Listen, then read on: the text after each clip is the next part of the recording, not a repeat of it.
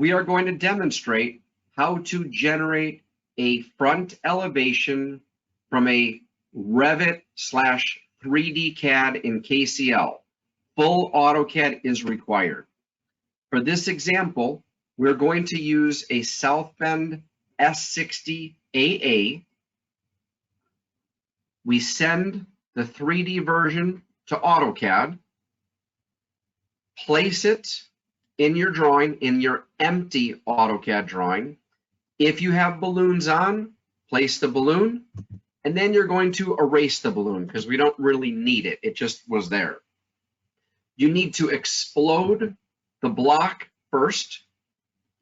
Once you explode the block, use the 3D view cube to set to a south or front elevation view.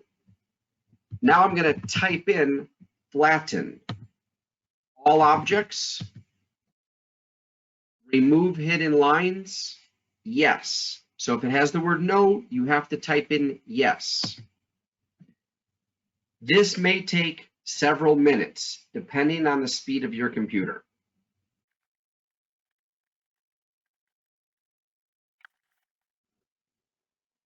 We're almost there. It's processing the elevation lines. You'll see it changing.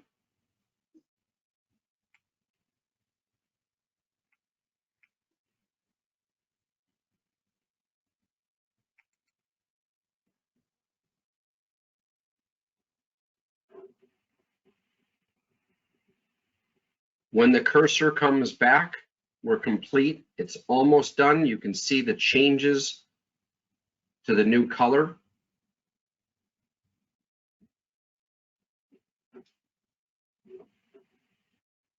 And we now have a 2D elevation, but we need to still adjust it by using the rotate 3D command.